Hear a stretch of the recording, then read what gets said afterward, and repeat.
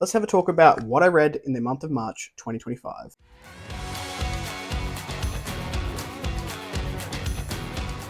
Hello everyone, welcome back to A Fictional Escapist. My name is Kris, and today's video is the March reading wrap-up for 2025. I didn't read a great deal in the month of March, or at least in terms of books that I can clock on any electronic shelves, whether on Storygraph or Goodreads. I did one alpha read, which took up a lot of time, and that was because, and I'm in the middle of another alpha read at the time of filming, which is the 30th of March. So that my efforts have really gone in, and my brain power has really gone into the alpha reads, which is fine. That is what I prefer to do. That is what I'm going to do for those alpha reads. But it just meant that a lot of books that I can talk about on here, there's not a great deal of them. And you've already heard a little bit about them in my reading vlog if you have already watched that. So the first thing we'll do, as always, is jump into a bit of an update on Cost Tracker and what I've got, what I purchased over the month of March, so we can have a look at the new book. So mini haul. I had a couple of credits, and I did a lot of this in the last reading vlog as well, so feel free if you want to skip over that part. I have got a few arcs though, so I'll do the arcs first, which start off with a book called Reflections of Lil G Damselfly by Natalie Kelder. I just talked about this one very briefly in my TV arcs. I'd like to get to it in April. This is a historical fantasy set based on the 20th century England, I believe, if I'm remembering that correctly. I'll put the cover up here. This is historical fantasy. It has disability main character representation and also a sapphic subplot. So it's ticking a few boxes for me at the moment. I really enjoyed Natalie Keller's writing in a short story in The Advent of Winter. So I'm looking forward to reading more of her writing, and her space opera series is one that I would like to get to at some point before I perish. So I have that one, and that is pretty high on my list of arcs to get to. I also got an arc called Toothsucker by Caden Love. Now, I really love Caden Love's writing, surname, and I love it. Anyway, it is a cyberpunk thriller, I believe, and it looks like this. This cover is quite disturbing with the tooth out here, and I think it may be a take on vampires as well, who eat teeth. Anyway, it looks really cool. It sounds really cool. I've had a great time with Caden Love's writing thus far, and I'm very much looking forward to continuing on his writing journey. I enjoyed the elegy of the Fragmented Vineyard and also the duet of Pernicious Eels, so this is the next one for me to pick up from Caden, so thank you for sending that one my way.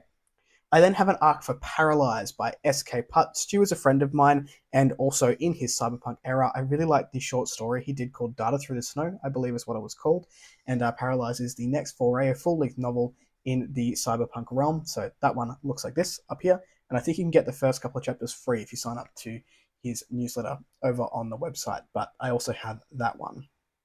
So a few arcs that I have, and I just got one today actually, which is called Perils of the Past. This is by Kane Williams, and it is a fast-paced action fantasy, and it looks like this. So I got it literally 10 minutes before I started filming these videos. So I'm looking forward to this one. I did the cover reveal for it. It looks cool. It sounds pretty cool. So I also have that one on my radar, and I think that one's not coming out for a little while. I believe that one is May. All right, the books that I physically purchased. So this is the big one that I have that wasn't in the reading vlog that I just did. This is Grave Empire by Richard Swan. This is the Broken Binding edition. And I have a bit of a confession to make. I bought this not for this cover, but the naked hardback, because I have a bit of an obsession, little bit, with sharks. And I have sharks on my shelf, and the cover of this book, I have not read the whatever the other series is. So this is a continuation of the series that starts with the Justice of Kings. I haven't read it. I haven't read it, but I bought this book for the shark. We've got one on the back there. This light is not going to do it justice. We've got some terrible lighting in here, but this is just beautiful. So I bought it because I like the sharks. Also sprayed edges with the boat there. Just stunning. The Broken Binding really does some excellent special editions. Will I read this with my bare grubby hands? Probably not, but I will adore that artwork that I have for forever. So that is Grave Empire, and the rest of these I put on my reading vlog. So I went to a secondhand bookshop. I traded in some books, so I got the Fortress of Grey Ice. Now, I thought I had the first book. I have the Barb Coil, which is a standalone, maybe, by J.V. Jones. So I thought I had the first book. I don't, but now I have book two, and I need to go and get the first book, which is fine. I'll get to that when I get to it. Got Area 7 by Matthew Riley. This is the next book in the Shane Schofield series of Empire of the Daughter. No, Daughter of the Empire. Strike that. Reverse it. Jenny Wirtz and Raymond E. Feist. We Lie with Death by Davin Madsen, and also The Dark Forest by Shishin Liu. So I picked those up at a secondhand bookstore. Most recently, I traded in a whole bunch of stuff and spent about $10 there. So in terms of actual spending for the month of March, I bought Terminal Secrets and Cyberstrike for $3 each. On Audible, these are books 2 and 3 of Cerberus by Andy Peliquin. I'll put the covers up here. And I also got Iron Prince by Bryce O'Connor and Luke Chimolenko, I think. I'll put the cover up here. Hopefully they're the authors. I've heard very good things about this one, and I had an Audible credit, so I picked it up. In terms of actual money spent for the month of March, we spent $95.93. So not too bad, considering some of the other months. Also just watching my money and things like that. But for accountability, that is how much I spent. Jumping into the actual wrap-up for the month of March. So the first thing I finished was The Lies Not by M.A. Carrick. This is a series which very likely will knock something off my top 10 list. It is just wonderful. It is such a vivid world. It's got some beautiful, beautiful writing. Pretentious prose is, like, I lovingly refer to it because that ring light hates the glossy covers. Woo! But there's a little spider on top. You can see. I love the cast of characters here. I love the world that we're in. It feels very lived in, very rich, very lush. Lush is probably the way to describe the prose in this book. It's not purple, but it is definitely very well thought out and pretty. So potentially lush is a better word for it when I'm speaking about the prose. The intricacies of this plot, I would argue, really don't take off until the middle of this book. And the magic system just gets a bit wild, and I can't wait for book 3, but I need to be able to be in the mood to read it, because otherwise I think my enjoyment will go downhill. But I read this one and I had a great time with it. I'm looking forward to book 3 whenever that mood strikes.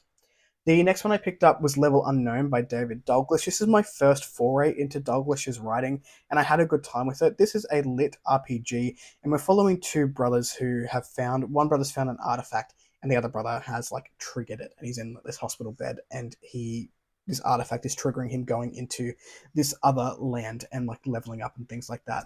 It didn't wow me in any way, shape, or form, but it was fun. Like, I'll give it that.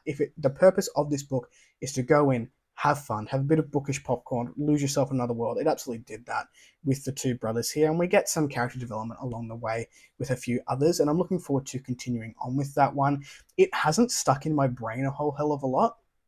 Lit RPGs can go either way for me. So a lit or literary RPG takes a lot of game mechanics and puts them into a literary form. Now, I prefer books over games, so I tend to gravitate towards these more than, like, playing an RPG game. But yeah, it hasn't stuck a lot in my brain. Just looking at it now, it's like, oh, I don't remember a great deal of that. I don't even remember the brothers' names, but I had a good time. If we're going by just vibes, I'll probably give it around a 3 to 3.5. The next one I picked up was Return of the Griffin. This is by J.C.M. Byrne, and I had a great time with this one. J.C.M. Byrne writes very strongly, or I should say he writes to his strengths very well. And Return of the Griffin, we return to Rohan, who has to go to Earth, and I went more into detail with this one in the reading vlog, so I won't go too far into it.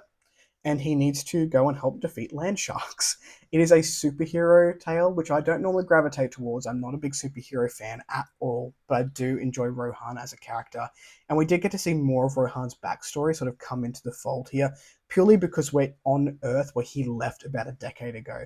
And we start to see why he felt that he had to leave Earth a decade ago, and a little bit more of the intricacies behind the Griffin. So Rohan being the Griffin at the same time. So Return of the Griffin, return to him going on these missions to help save people. And I assume that is sort of the way we're going forward with this series, is, I guess, a Monster of the Week vibe, but superheroes. So we're going to deal with problems in a superhero way.